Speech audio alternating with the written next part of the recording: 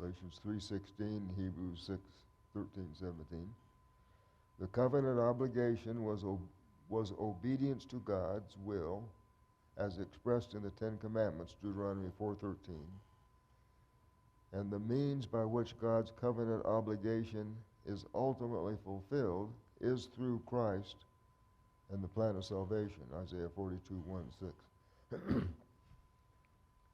Bob? I think that the word for covenant, the Hebrew word berith, is important because the fact that death was associated, that an animal was cut up to confirm a covenant, shows the importance of the covenant. Mm-hmm. It shows that, death is the penalty for violating the covenant. Right. It's interesting. I got thinking about this covenant business, and I don't know where it's last week's lesson or the helps or what, but it talked about the very beginning covenant. Is Genesis 3:15 or whatever it is. I will put enmity between thee and the woman, and we think of that as the first covenant, right? Actually, the first covenant was don't eat of any other tree of the garden. And that's what I was thinking about. I'd never heard anybody say that before, and we always talk about this to be the beginning covenant. But as I was thinking about that last night, laying there trying to sleep, and I got thinking, really, God has had a covenant with human beings from the very beginning. There's one equivalence that the Bible makes very, very clear. That is that law and covenant mean the same thing. A law is simply a different way of saying a covenant. It says, do this, don't do this, and you'll live. Yeah. A covenant says, do this and don't do this, and you'll live. Yeah. There's no difference. Yeah. And it's clear in this covenant relationship that we have with God, God provides everything. He provides the means for us to keep the covenant. We can't keep that on our own either. But He provides the escape from Egypt or whatever, and you go back before sin in the Garden of Eden. Here He told them outright, here's all these trees in the garden, you can eat of them, all of you want, except this one in the middle. You can't eat of it, and if you do, you will die. And we pass over that kind of quickly, it seems like, when we talk about it. And as human beings, we, all facing death, tend to think of death in the terms of what we face here and now. But I've got to believe that God, that Jesus, sat down and explained to Adam and Eve what death really meant. It didn't just mean the ceasing to breathe and whatnot that we go through as human beings, but it meant that eternal separation from Him. He had to explain that to them. That couldn't have been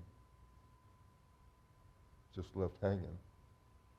The Bible doesn't say He did, but you just got to assume He taught them everything. So. But we can look back, and He most likely did that. But even so, they didn't have any context No. Yeah. to understand death. Yeah. They had to take His word for what death meant. Right. We don't. I mean, we see people die all the time. Yeah. We hear of it. It's all around us. Yeah.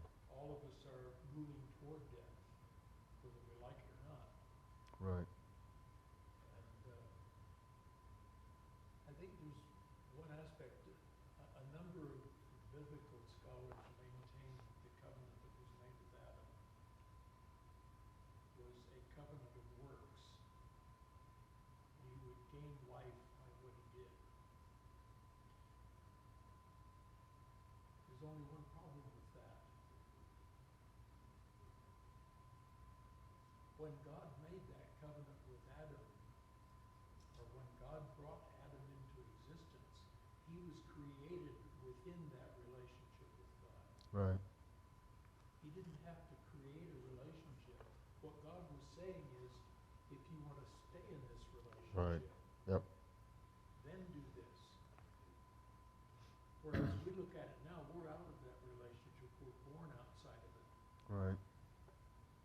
And so we've got a choice. We can think we can get into that relationship by doing good works, or we can get into that relationship by having our sins forgiven. Right.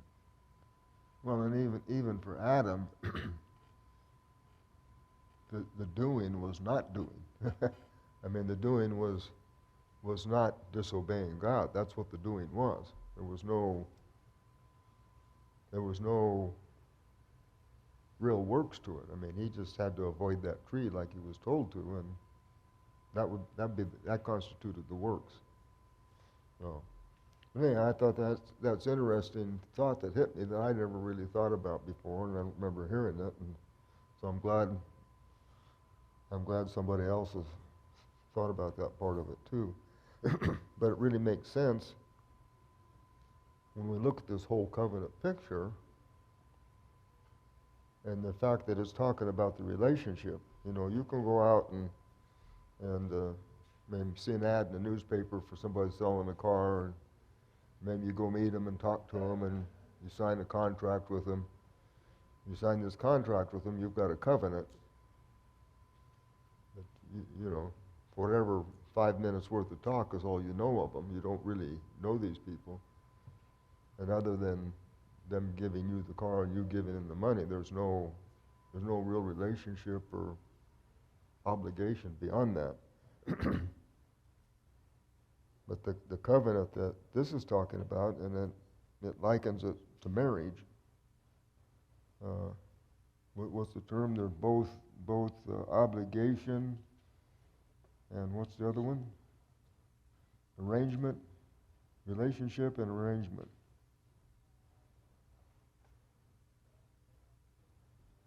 What good would a covenant be to us, or God, I guess, if it was strictly arrangement and no relationship? What would be the point? What would be the purpose? I mean, why did God create us in the first place? Well, I think that difference is a little bit artificial because the arrangement defines the relationship.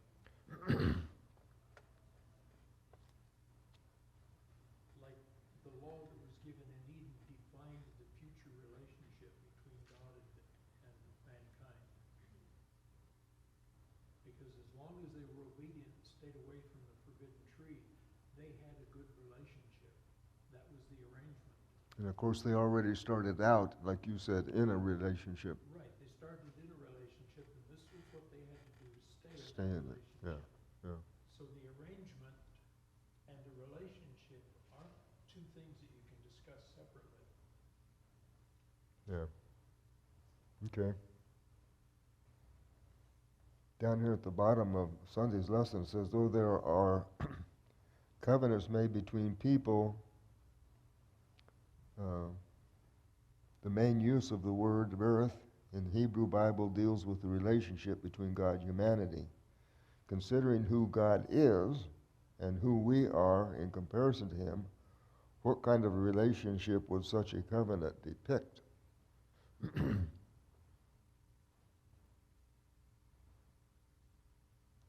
It used in the lesson marriage as a kind of a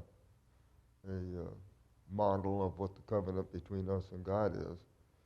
But theoretically, a marriage is even. Two people come together and make a partnership, an even partnership. Is that what we have with God? Actually, the Bible describes two different kinds of covenants. One kind that we're just discussing, whether it's marriage or selling a car or whatever, are covenants made between equals. God isn't our equal. No, not hardly. There's another kind of covenant that was very well known in the days of the Old Testament, was called a suzerainty covenant, where a suzerain, who is a king, who is the Lord over his people,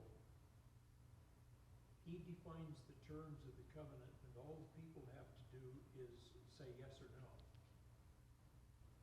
whether they'll keep it or whether they won't. And that kind of a covenant exists between God and us. But one expression that is used in the Bible is that God has imposed his covenant on us. We don't have any part in defining what that covenant requires. All right. If a covenant is made between equals, they can negotiate, they can say, well, I don't like that, I wish it was this way, and they can go back and forth until they agree. Or not. Or not, right. It's not that way with God. He didn't come down on Mount Sinai and tell them, this is what I'd like, but tell me what you want. Yeah. Yeah, that's why the Ten Commandments are commandments and not suggestions. Right. Yeah. Okay? And so the idea of this relationship,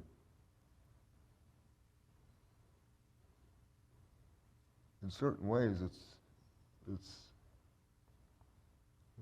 certain ways it's kind of one-sided.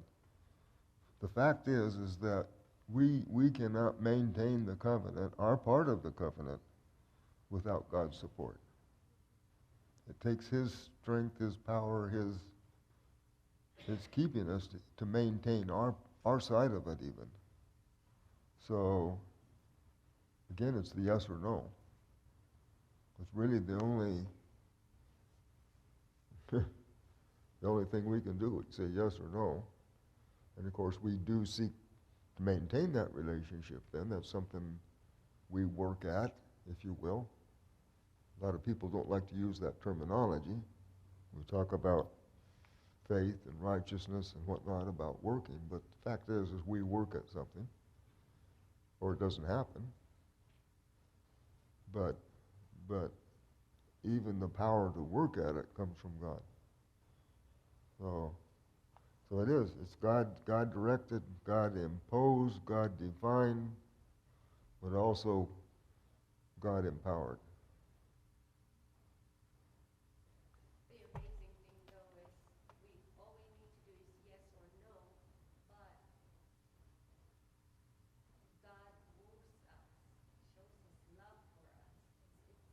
It takes love for that relationship, for that covenant to work. Yeah. God doesn't force or Right. just, okay, whether you like it or not, this is it. But God wants that loving relationship, and it's out of love that you will say yes. Yeah. And of course, that's the reason he imposes, if you will, the covenant in the first place, is because of love. It's not out of being power hungry or dictator or whatever kind of terminology. It's out of love. He's got creatures he created to have a relationship with, and the only way he can have a relationship, or they can have a relationship with him, is if they live within the covenant. Because if they don't, there's not going to be a relationship. Well, I've looked all through the Bible, and I can't find any place where God said, do this because I said so. Even when he gave the Ten Commandments, he prefaced it by saying, I am the Lord that brought you out of the house of bondage, and I've set you free. Now, therefore, this is how you should live. Yeah. It's always prefaced on what he's done for us.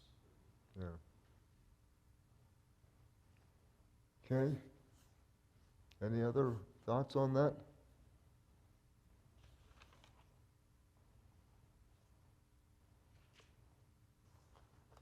Well, we're going through the basic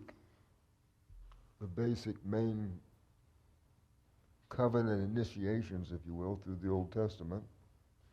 After Adam and Eve sinned and were put out of the garden, the next covenant we see is with Noah. The next major happening, if you will, on the earth. But with thee I will establish my covenant, and thou shalt come into the ark, thou and thy sons and thy wife and thy sons' wives with thee. Genesis 6:18. Says, was the covenant with Noah just one-sided?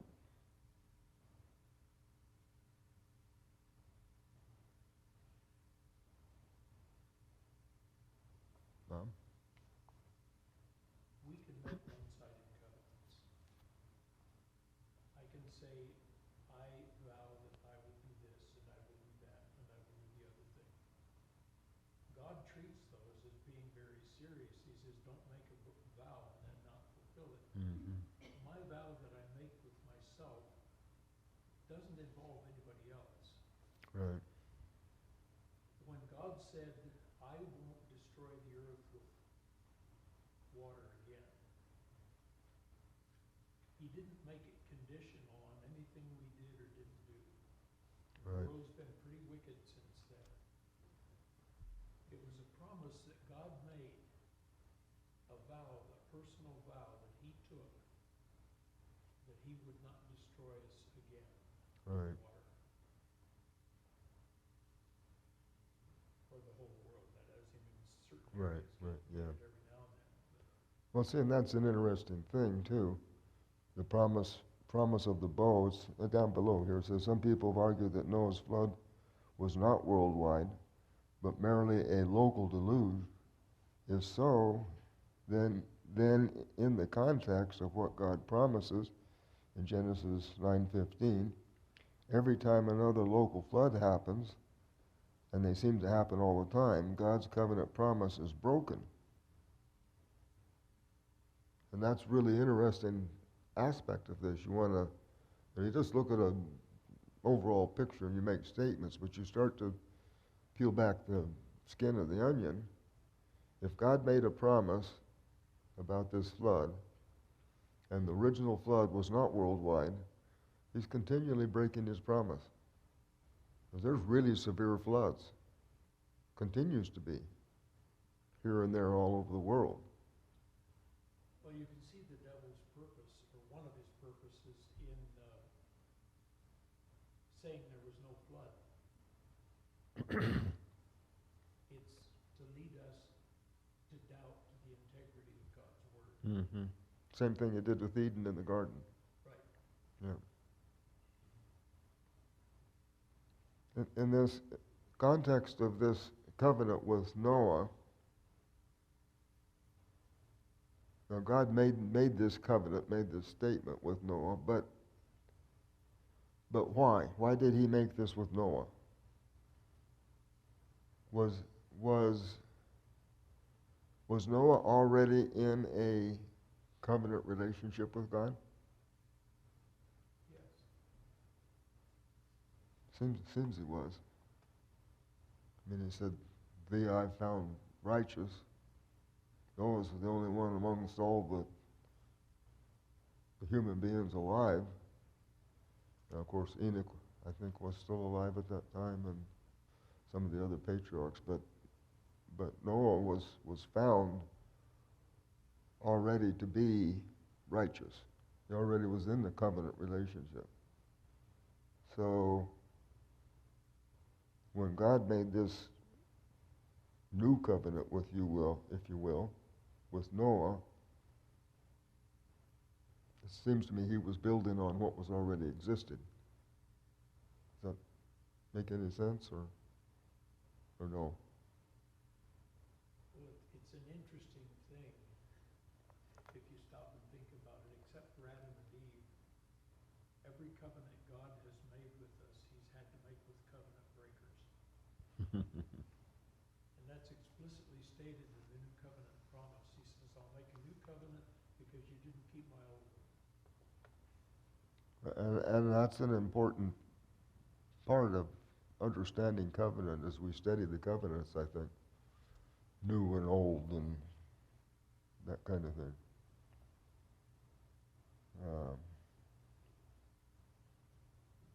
Okay. Any other comments on Noah and the covenant with God made with Noah?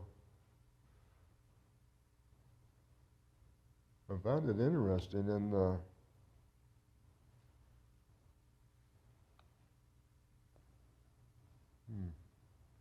trying to see where that was. And E.G. White knows maybe.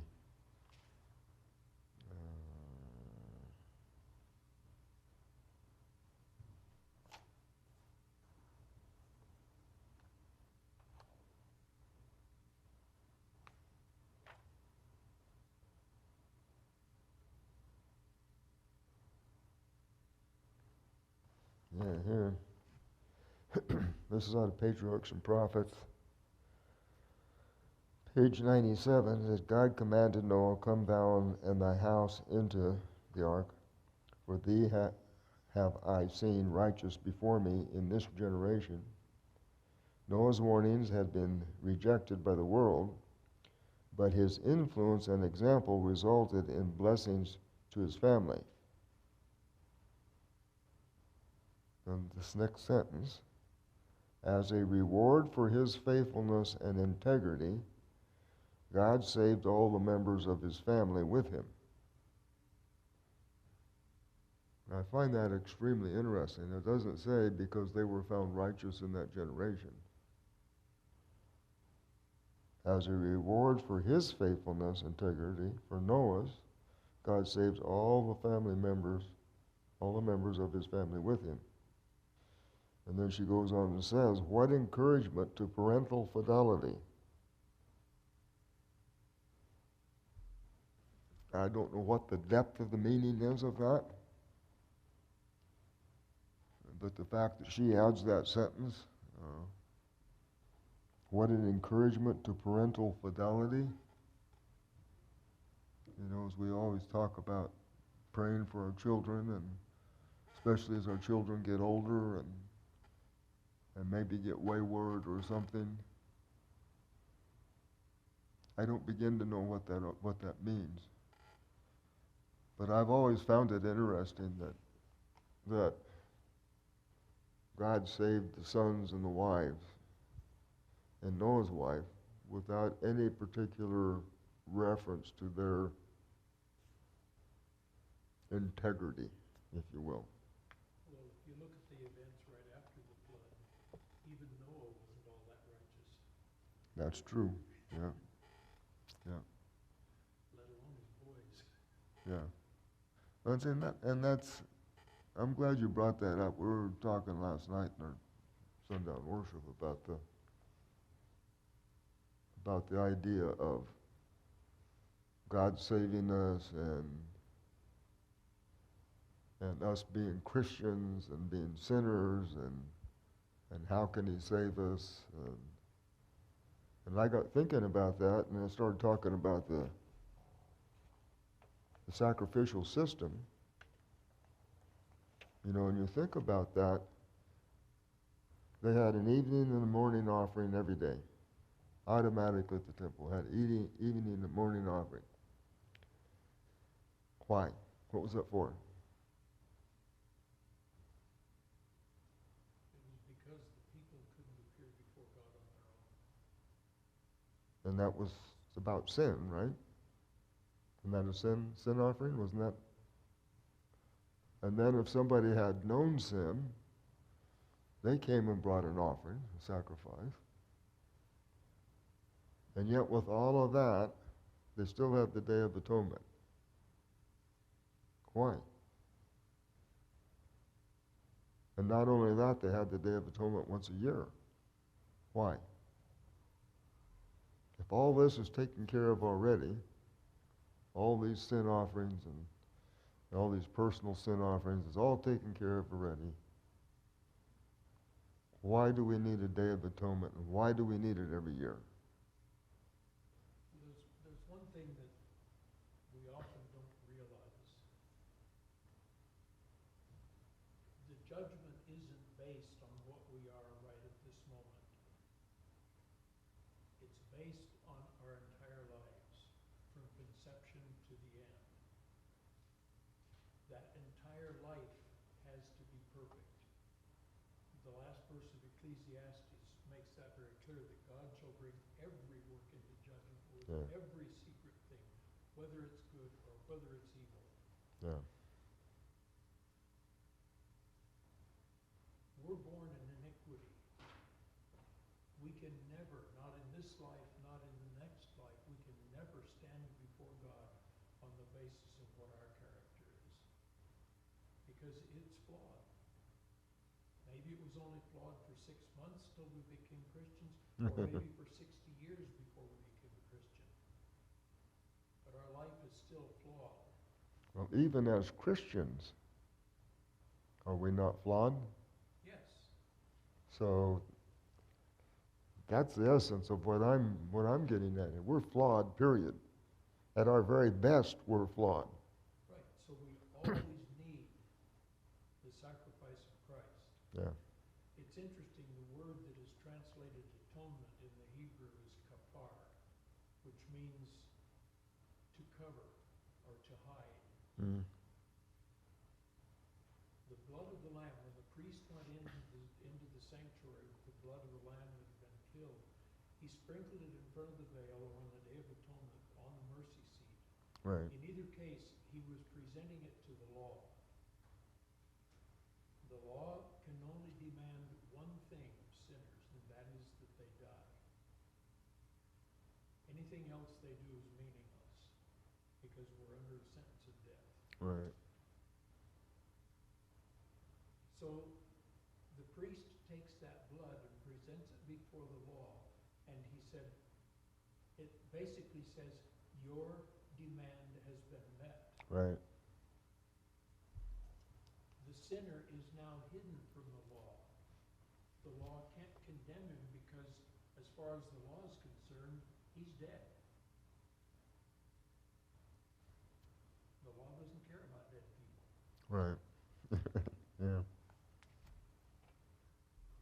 Yeah, and your statement earlier there that the judgment is not based on this moment, but on a lifetime.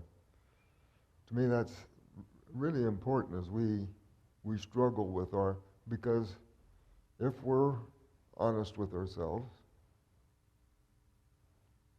I don't think there are any of us would even in your closet say, well, I'm perfect. I'm sure you're not going to stand up and say it in front of everybody here, but even in your closet, are you going to say, I'm perfect? We know we have character flaws and whatnot. So then, how can I ever be presentable? And that's the teaching to me in this continual sacrifice. And of course, we understand that it pointed forward to what Christ was going to do, the ultimate sacrifice, the ultimate presentation of the blood before the law. And Satan continues to accuse us because we are sinners. And Jesus stands up there before God the Father now, pleading our case. And Satan comes up and he says, look at that Peyton. He's a low-down scumbag. And Jesus doesn't say, no, he's not. He holds out his hands to God and he says, my blood, Father, I shed my blood for them. And as long as I seek to accept him, that's where I stand, is in his shadow. I was reading in the Catholic's convert to Catholicism, and this deal of the blood, we are strong believers in the blood of Jesus, but it said right there in his book, catechism book, that there is no blood involved in the sacrifice of Jesus. That's what it said, came right out and said, no blood. I tell you, the Catholic religion says so many things that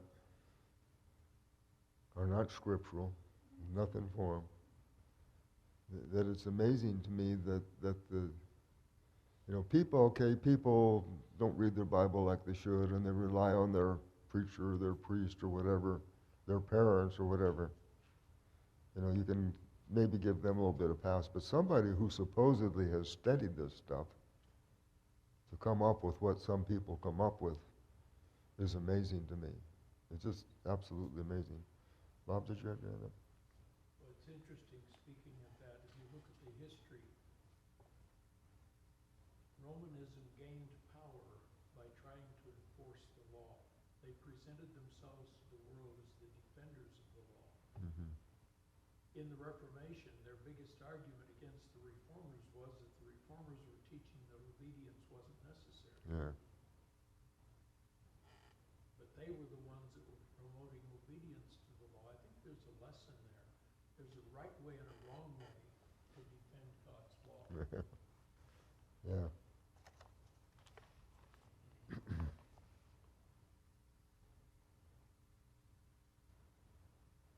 Okay, any more on Noah? Okay, covenant with Abraham. I will bless them that bless thee, and curse them that curseth thee.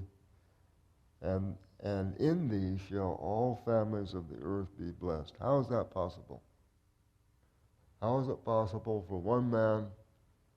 Now, Abraham, I think he ended up living, 169 years or something like that.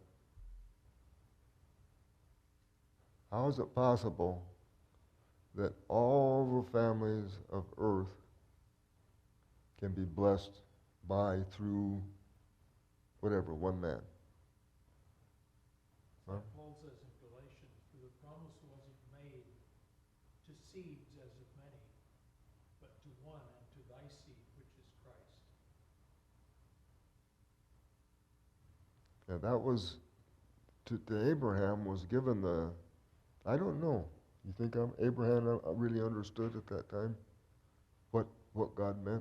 I think before he died he did, when he took Isaac up on Mount Moriah and was ready to offer him. Jesus said that Abraham rejoiced to see his day and was glad. Yeah. But that promise, that salvation, that promise that Abraham knew about, that God made to Adam and Eve when he cursed Satan, and Abraham had to know at some point that was coming through him. So you look at all that Abraham became. Abraham was wealthy. The Bible doesn't really go into it. You know, the Bible's book of Job talks about Job and all he had. Well, Abraham, I don't know how much he had, but he had huge wealth too. Abraham was a very wealthy man. And he was very helpful to everybody that he was around. You know, taking his, he had servants that were trained soldiers. He took them and fought the kings and got Lot and his family back and all of that. He was very helpful to people.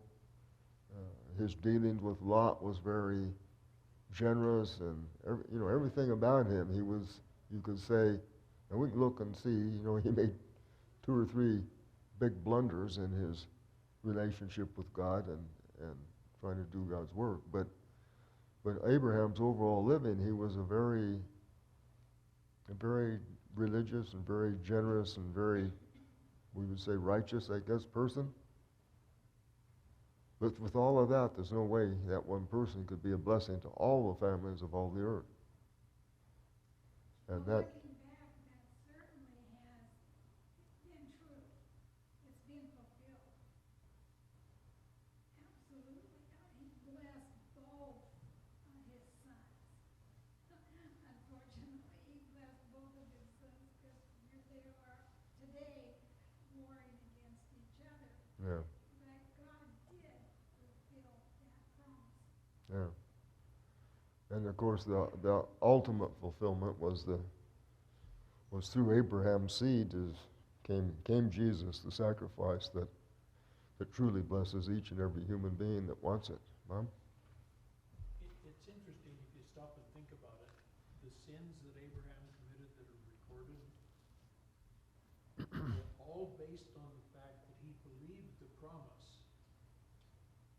the seed would come through him. The only thing that he didn't understand was what his part was in seeing to it that that promise was fulfilled. Mm-hmm. So he looked at Sarah and he said, well, it's got to be somebody besides her. And, he made this terrible mistake. And the other two things that he did with Sarah when he was in front of Pharaoh and in front of Abimelech Right. were all based on the idea that he had to survive in order for the promise to be fulfilled. He forgot his obligation to Sarah, that she became one with him when Right. they married. Yeah. And I think a lot of times today, the problems that we have aren't that we don't understand the promise of salvation all that well. We don't understand what our part in it is. Yeah. Oh, for lack of faith, that's what it is. What did you say? Faith. We need faith. Faith. Yeah. Abraham had a lot of faith in certain ways, but somehow he didn't trust God to be able to carry through whenever he saw things weren't going, what humanly speaking would fulfill that promise. So I'll help God along. And so even the faithful struggle with faith. But again, then this back to the judgment and that kind of thing. Here is a man who was flawed, just as we are, but yet it's through him that Jesus came to this earth. And of course, what a blessing that is, that we can each claim now. That we become part of that covenant, and have part of that covenant relationship.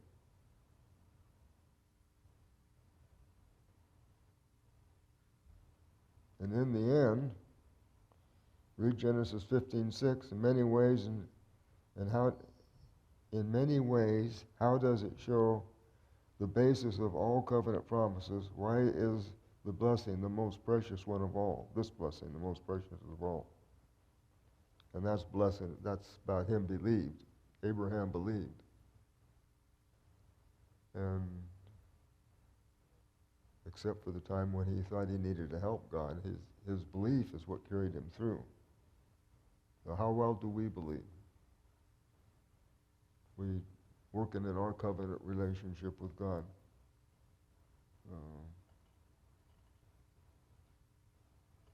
To make him a great nation, to make his name great, all the different things that God did and that he promised he would do.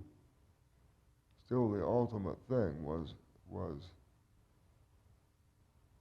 for the seed of Jesus to come through that family.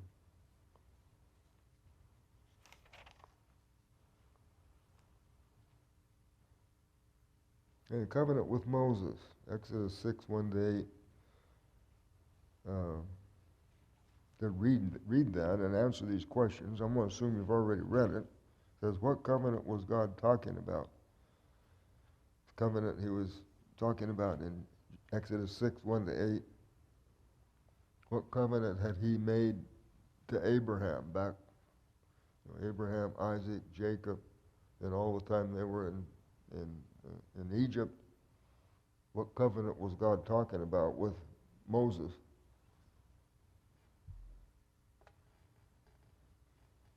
Another part of this making Abraham great, I'm not quite sure that I get the gist of why that part came to play. What was Abraham promised when God told him to leave leave his family, and go to a land that God would show him? What did God promise him? Make you a great nation. Pardon me? Make you a great nation. So what did he say? It would make him a great nation. Well, that too, but where? The land of Canaan. Land of place Canaan. where they are strangers. God said that he will give them the land where they are strangers at the moment. Yeah.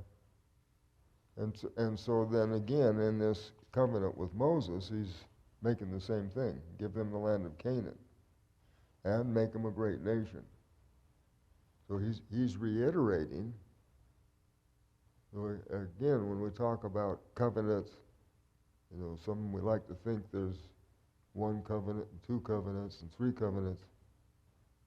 God is reiterating here to Moses what he said to Abraham. Is how was the Exodus to be the fulfillment of his part of the covenant promises? God's part. How was the Exodus a fulfillment of God's part?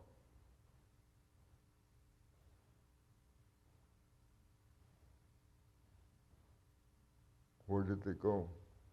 Besides after the 40 years of wandering in the wilderness.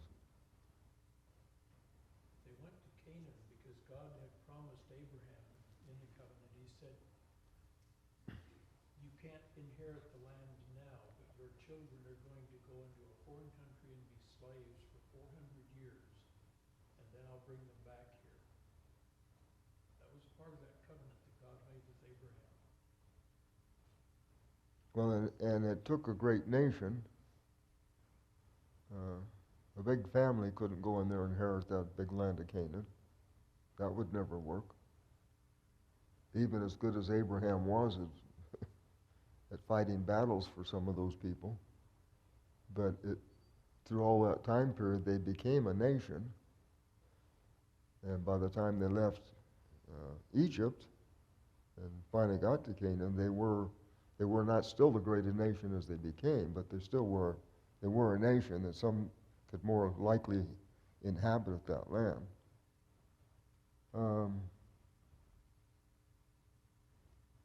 Because what parallel can you find between what God promised the people here and what he promised Noah before the flood?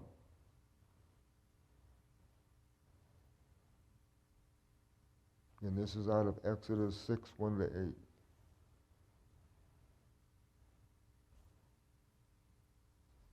What did he promise Noah?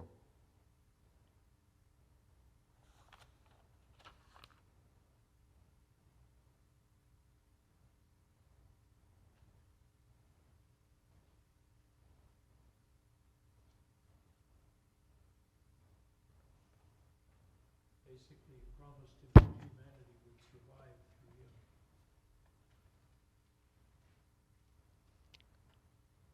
So what's the parallel of that with what he's saying to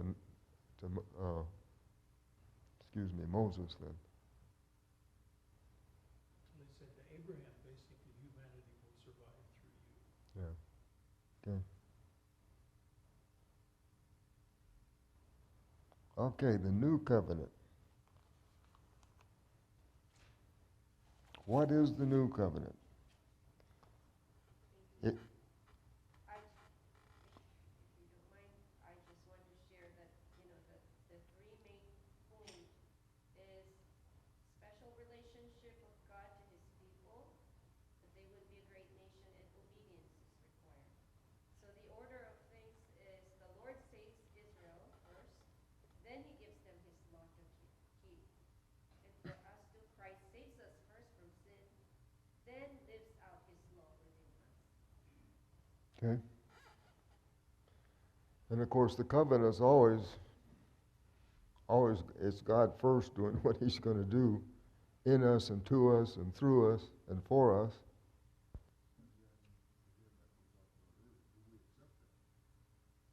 I think your battery just died.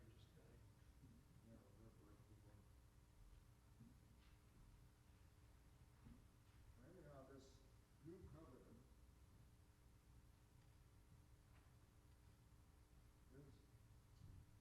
is there anything different about the new covenant?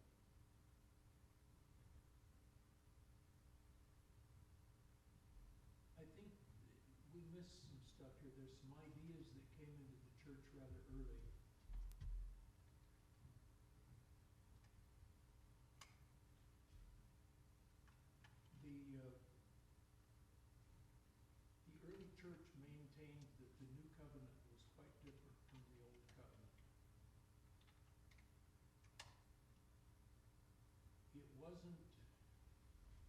wasn't until the 16th century that the church switched, and generally came to believe that the Old Covenant and the New Covenant are simply different expressions of the same covenant.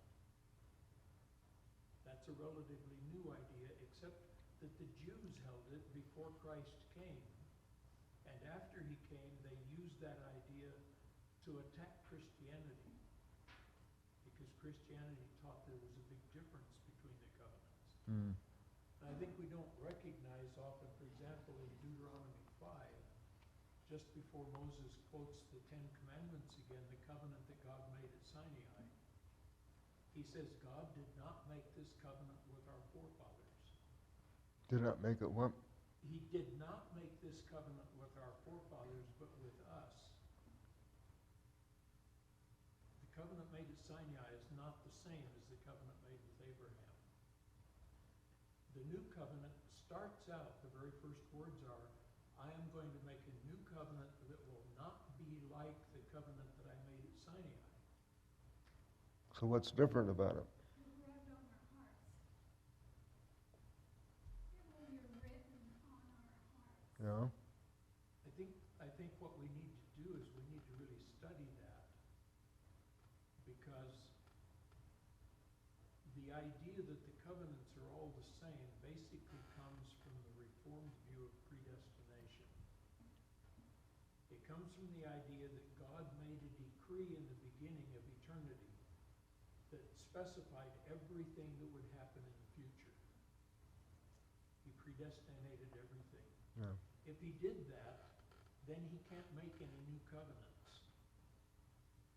He can only deal with the one covenant that was made in eternity.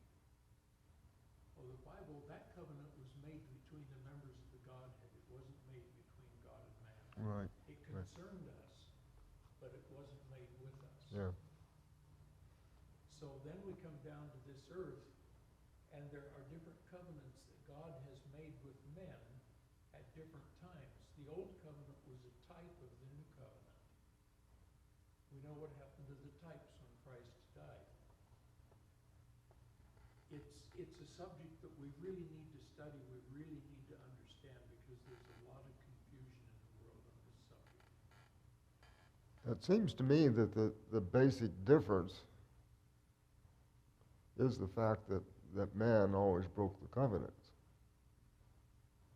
So if God renews a covenant or makes a new covenant, that doesn't mean it's a different covenant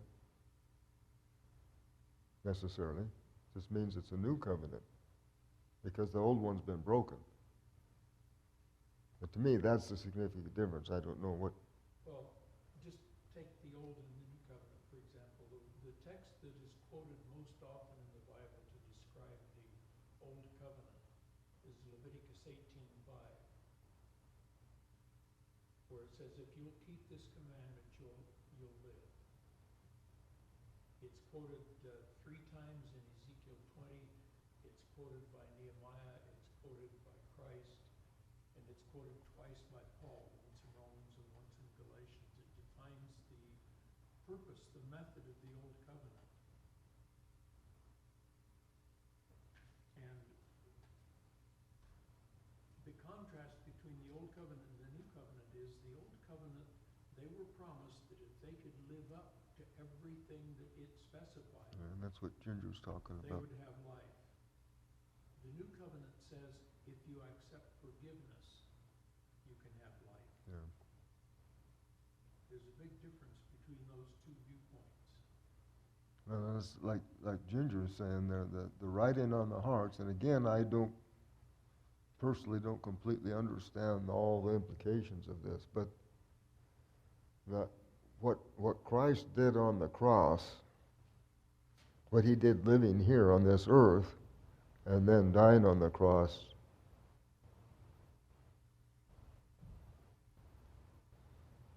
changed the dynamics of our obedience. Definitely. And we're about out of time here. The promise of the people to obey, they couldn't keep up. because they tried to do it on their own. The promise of us to obey, we still can't do it on our own. But the dynamics of that law being written in our heart, based on what Jesus has done and is doing, it stands us in a different place in our relationship with God. I don't know how to say any more than that, but we still have to obey. That didn't go away. We still. There's an interesting thing. If the covenant made with Abraham was the same as the covenant made at Sinai, how come we no longer keep the sign and seal of the covenant made with Abraham? How come we no longer keep what? We don't keep the sign and seal of the covenant made with Abraham. If that idea is true, then we can do away with the Sabbath too. Talking about circumcision. Pardon? You're talking about circumcision. Yeah. Yeah. Yeah. We need to be really careful. Yeah. Yeah. But still, the bottom line is we still have an obligation to obey. That's not been done away with. And I guess to me the main emphasis is not on my ability to obey, but on Christ's ability to obey. And the relationship that I have with Him is what will save me. Obedience is still involved there. You can't get rid of obedience. But the emphasis of obedience to me is different in the new covenant. How is the obedience obtained? Yeah. Like Ginger said, written on the heart. Well, that's kind of hard too sometimes. But yeah, good lesson study. I appreciate your participation. I urge you to keep studying and keep studying Sabbath school lessons.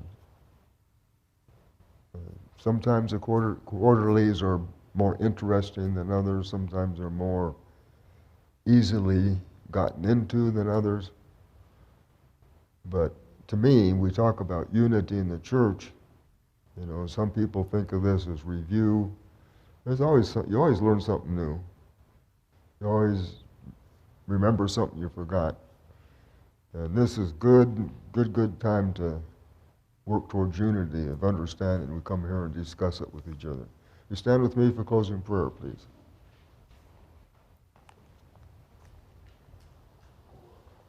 Father in heaven, we thank you for the promise that you've made to us, to keep us, to save us. And the only way that we can get out of that is just to choose to reject that. And we pray, Lord, that you'll keep us true to you in everything that we do, to represent you aright, to treat each other like we believe that. Lord, forgive us where we failed, I pray, for Jesus' sake. Amen.